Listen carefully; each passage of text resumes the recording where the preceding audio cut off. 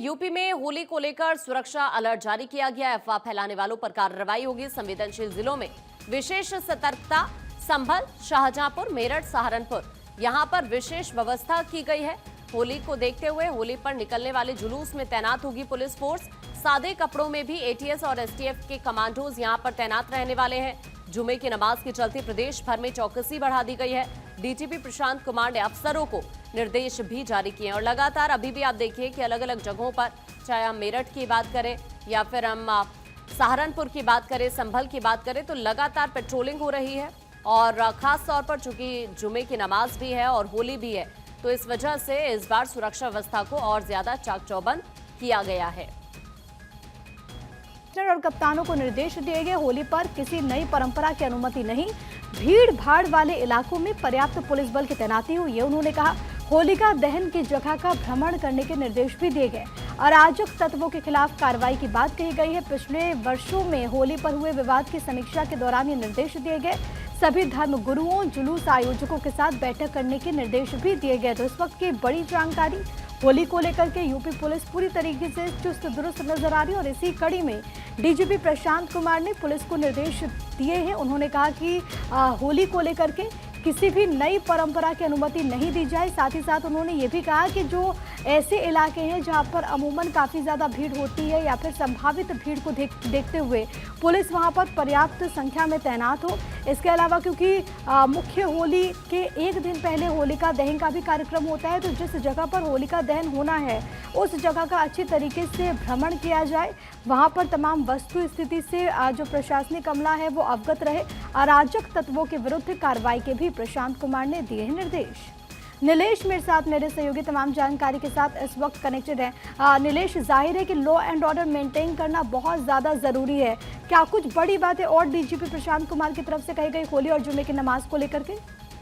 देखिए, बिल्कुल आपको बता दूं कि उत्तर प्रदेश के डीजीपी प्रशांत कुमार की तरफ से सभी जिलों के लिए निर्देश जारी हुए हैं, चाहे वो जिलों के कप्तान हो या पुलिस कमिश्नरेट वाले जो कमिश्नर अधिकारी तैनात किए गए हैं, उनके लिए निर्देश जारी किए गए हैं कि किसी भी जिले में कोई नई परंपरा होली के अवसर पर ना शुरू होने पाए।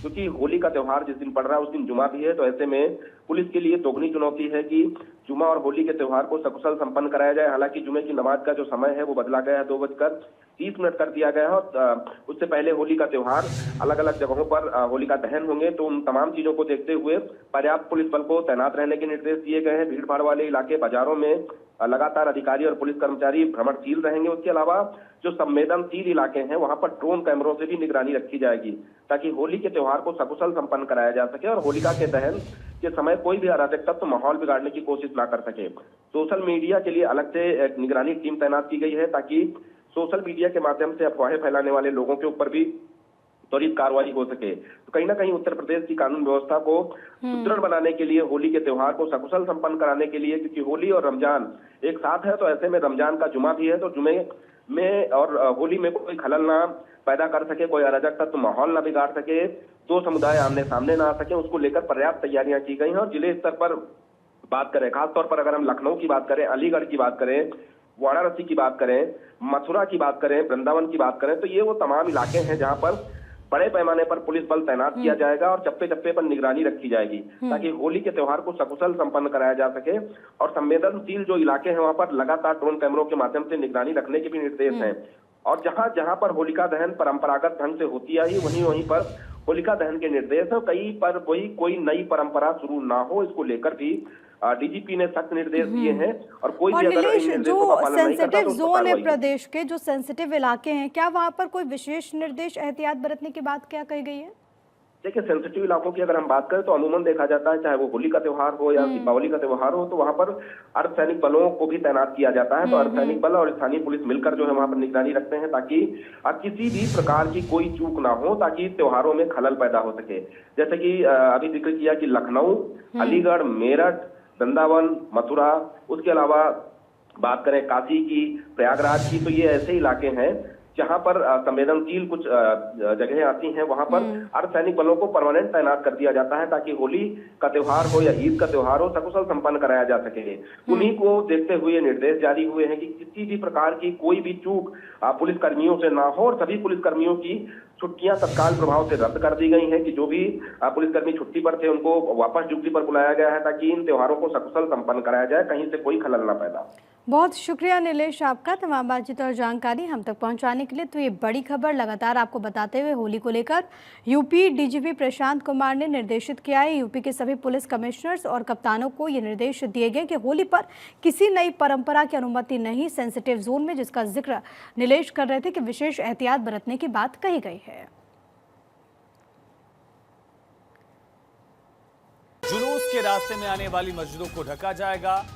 जुमा और होली को देखते हुए पुलिस प्रशासन का फैसला। 14 तारीख को होली है, शुक्रवार का दिन है, रमजान महीना चल रहा है, जुमा का दिन होगा और जुमे के दिन नमाज को लेकर यह फैसला लिया गया है। जुलूस के रास्ते में आने वाली मस्जिदों को ढका जाएगा। जुमा और होली को देखते हुए पुलिस प्रशासन का यह बड़ा फैसला। बड़ी और अहम खबर, संभल में 10 मस्जिदों को ढकने का फैसला लिया गया है।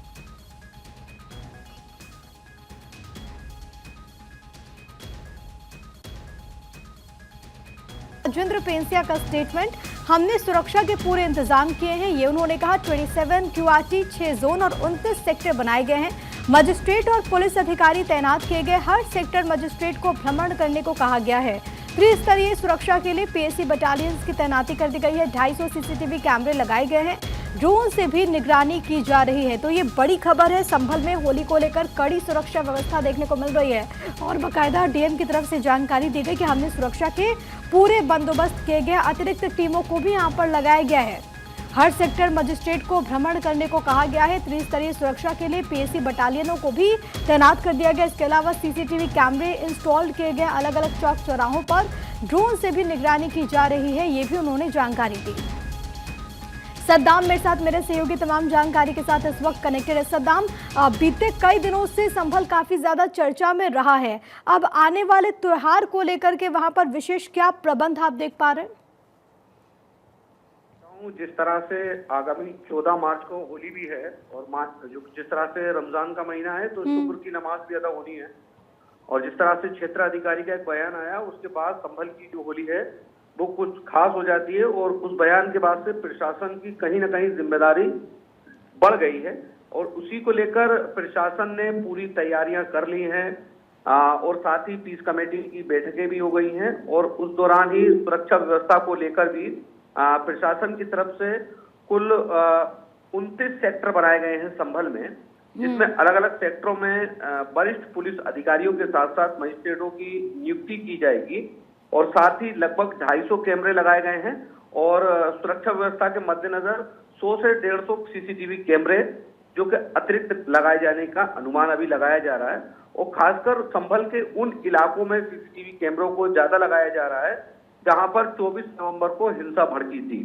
तो कहीं ना कहीं चूंकि जो कि होली का जो जुलूस है, चूंकि अगर बात की जाए हिंदू कम्युनिटी की तो शाही जामा मस्जिद का जो पीछे का इलाका है वहां ज्यादातर हिंदू कम्युनिटी रहती है, तो कहीं ना कहीं प्रशासन की पूरी निगाह है और साथ ही खुफिया एजेंसियां भी लगी हुई हैं जो कि जानकारी जुटा रही है किसी तरह से कोई दिक्कत परेशानी न हो, दोनों ही समुदाय आपस में प्यार मोहब्बत से इस त्योहार को मनाएं और इसी को लेकर पीएसी के साथ साथ आरआरएफ और स्थानीय फोर्स के साथ अन्य जनपदों की फोर्स भी संभल में तैनात रहेगी। जी, वहाँ के आसपास के लोगों का कितना साथ मिल रहा है पुलिस प्रशासन को सद्दाम? देखिए, जिस तरह से पहले सीओ का बयान आया उसके बाद जो कि शाही जामा मस्जिद है जो विवादित धर्म स्थल है उसके जो इंतजामिया कमेटी के जो सदर है जफर, उनका बयान आया और दोनों के बयान अलग अलग थे। उसको लेकर प्रशासन की तरफ से दोनों ही समुदायों के साथ कई राउंड की मीटिंग पीस कमेटी की हुई। पीस कमेटी की मीटिंग में कल ये डिसाइड हो गया कि 2 बजे के बाद जो कि जुमे की नमाज है वो अदा की जाएगी और 2 बजे तक जो कि हिंदू समुदाय के लोग हैं वो होली खेल सकते हैं। तो दोनों ही समुदायों की आपस में बहुत अच्छे तरह से बात हो गई है। किसी तरह की परेशानी या दिक्कत फिलहाल नजर नहीं आ रही है, पर चूंकि प्रशासन की जिम्मेदारी है दोनों ही त्योहारों को बहुत शांतिपूर्ण तरीके से संपन्न कराना, तो इसी तरह से इस पे प्रशासन की निगाह है और प्रशासन किसी भी तरह से चूक नहीं करना चाहता है क्योंकि संभल हमेशा से अति संवेदनशील रहा है। और जो कि पिछले साल 24 नवंबर को जिस तरह से हिंसा हुई तो पूरे देश ने उसको देखा है। जी, परस्पर सहयोग से दोनों त्योहार संपन्न हो, ये कोशिश है। फिलहाल के लिए बहुत धन्यवाद आपका तमाम बातचीत और जानकारी हम तक पहुंचाने के लिए सद्दाम। तो ये बड़ी खबर आपकी टीवी स्क्रीन पर। संभल में भी विशेष इंतजाम किए गए हैं, 250 सीसीटीवी कैमरे लगाए गए हैं। और सबसे बड़ी बात जो सद्दाम कह रहे थे कि पीस कमेटी की बैठक यहाँ पर हुई और इसी के बाद तय हुआ कि दोनों ही त्योहारों को लेकर के यहाँ पर विशेष तौर पर शांतिपूर्ण ढंग से सौहार्दपूर्ण वातावरण में दोनों ही त्योहार संपन्न हो, इस पर सहमति बनी है।